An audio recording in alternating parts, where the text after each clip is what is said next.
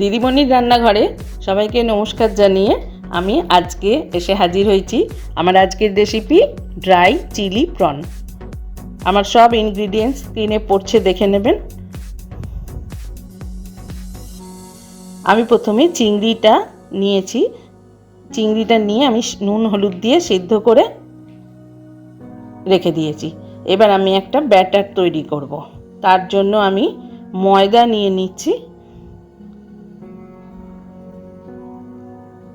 পরিমাণ মতো সব দিতে হবে। আমি যতটা চিংড়ি আছে সেই আন্দাজ অনুযায়ী দিচ্ছি ময়দা। এবার দিয়েছি, তারপর দিলাম কর্নফ্লাওয়ার,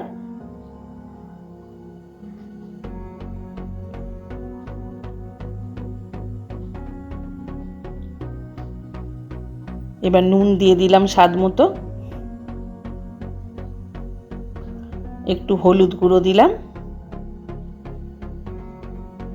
সয়া সস দিলাম,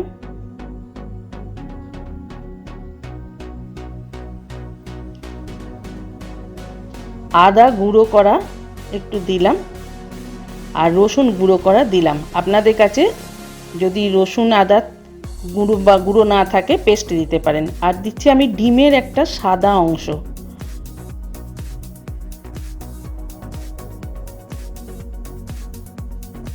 এবার এটা আমি জল দিয়ে দিয়ে ব্যাটারটা তৈরি করব। খুব পাতলা ব্যাটার করব না, যাতে চিংড়ি মাছের গায়েতে লেগে থাকে এরকমভাবে ব্যাটারটা তৈরি করব। আর ডিমের সাদা অংশটা এই কারণেই নিয়েছি যে আঁশটে একটা গন্ধ হবে না, আর আঁশটে গন্ধটা হবে না, ওই জন্য আমি ডিমের সাদা অংশটা ইউজ করেছি। এবার কড়াটা গরম হয়ে গেছে, আমি তেল দিয়ে দিলাম। সাদা তেলে করছি।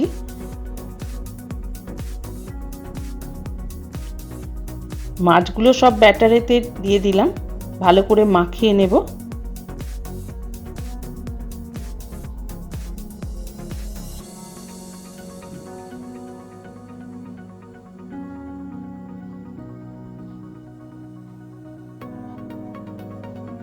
হয়ে গেছে আমার ভালো করে মাখানো। এবার আমি এগুলোও ভাজবো। তেলটাও গরম হয়ে এসছে।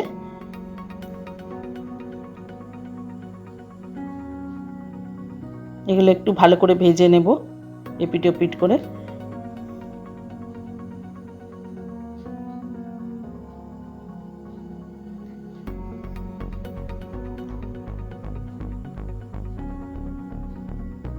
আমার ব্যাটারটা কিন্তু চিংড়ি মাছের গায়েতে বেশ ভালোভাবে লেগে যাচ্ছে।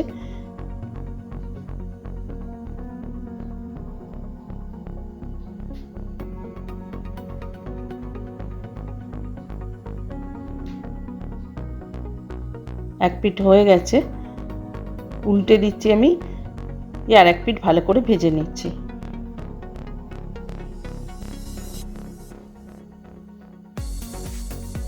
এটা খেতে খুবই সুন্দর হয়। আমি বাড়িতে আগে করেছি, তাই আজকে এটা করে আবার আপনাদের সঙ্গে আর কি শেয়ার করলাম। এবার ভাজা আমার হয়ে এসছে, আমি একটা একটা করে তুলে নেব।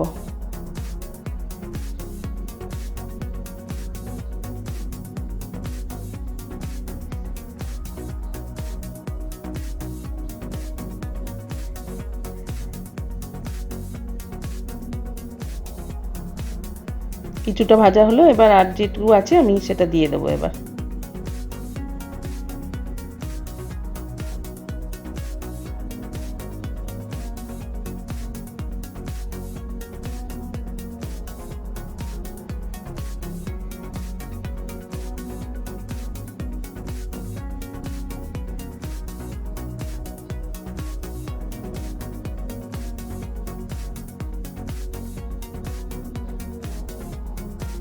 সবগুলো ভাজা হয়ে গেছে। এবার ওই তেল মানে কড়াতে যে তেলটুকু অবশিষ্ট ছিল সেইটাতেই আমি কুচনো পেঁয়াজ দিয়ে দিলাম। মিহি করে কুচিয়ে রাখা পেঁয়াজ ওতে দিয়ে দিলাম। এবার ভাজবো এটা। আমি গ্রেভিটা বানাবো।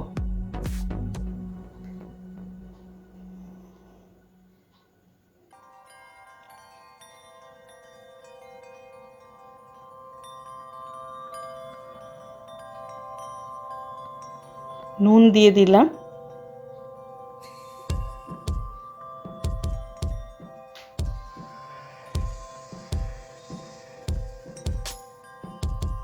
এতে পেঁয়াজটা নরমও হয়ে যাবে।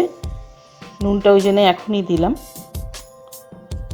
আর দিলাম একটু রসুন কুচো।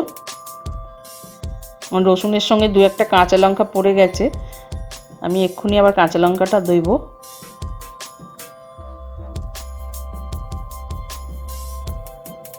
এই কাঁচা লঙ্কা কুচোটাও দিয়ে দিলাম। এবার একটু ভাজা ভাজা করে নেব।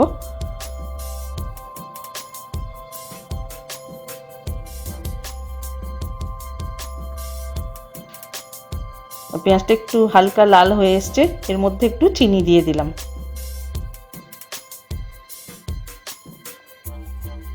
এবার কিউব করে কেটে রাখা পেঁয়াজ এর মধ্যে দিলাম, আর কিউব করে কেটে রাখা ক্যাপসিকাম সেটাও দিয়ে দিলাম।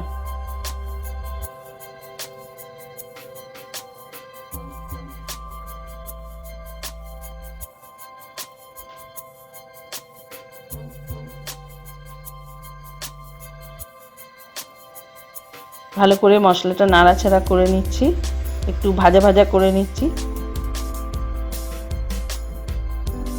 এর মধ্যে একটু আদা পেস্ট দিয়ে দিলাম, এটাও একটু ভালো করে ভেজে নিতে হবে।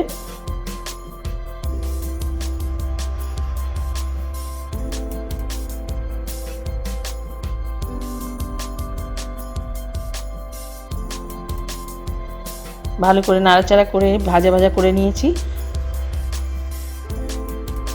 এর মধ্যে আমি একটু টমেটো সস দিচ্ছি,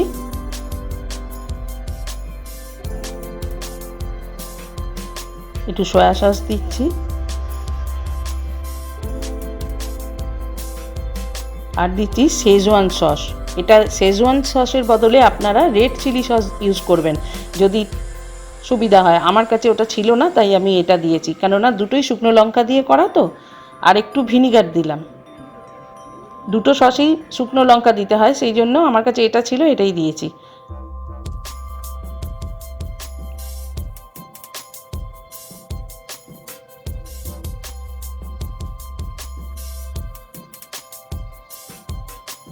আর একটু নুন দিয়ে দিলাম, আগে দিয়েছি একটু, আর এখন একটু দিলাম।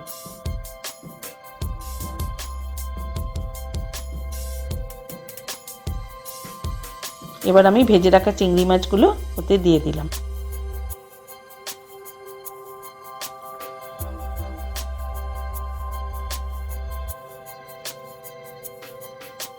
ভালো করে একটু নেড়ে চেড়ে নেব। আপনাদের রেসিপিটা যদি ভালো লাগে আমাকে অনেক অনেক লাইক শেয়ার করবেন। আর একটু ওপর থেকে দেখুন জল দিয়ে দিচ্ছি। আমার চ্যানেলকে সাবস্ক্রাইব করবেন, আমার চ্যানেলে নতুন বন্ধুরা। এবার একটু কর্নফ্লাওয়ার গুলে নিয়ে ওর মধ্যে দিয়ে দিলাম। এটা যেহেতু ড্রাই চিলি প্রন, তাই জল বেশি দেবো না। আগে অল্প একটু দিয়েছি, আর এই কর্নফ্লাওয়ার গুলে যতটুকু দেওয়ার। এটা ভালোভাবে নাড়াচাড়া করে নিচ্ছি।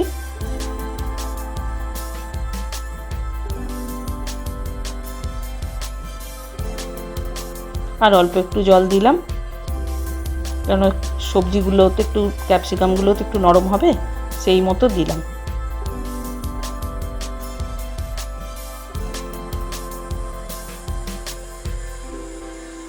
রেডি হয়ে গেল আমার ড্রাই চিলি প্রন। আপনারা বাড়িতে এটা বানিয়ে খাবেন, খুবই সুন্দর খেতে লাগে।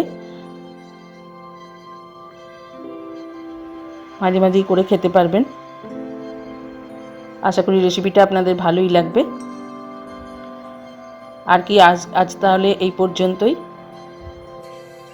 এবার দেখুন ওপর থেকে একটু গার্নিশ করে দিচ্ছি আমি। একটু ধনে পাতা দিলাম কুচিয়ে, আর একটু কাঁচা লঙ্কা এটা দিয়ে দিলাম। ব্যাস, এই হয়ে গেল আমার ড্রাই চিলি প্রন।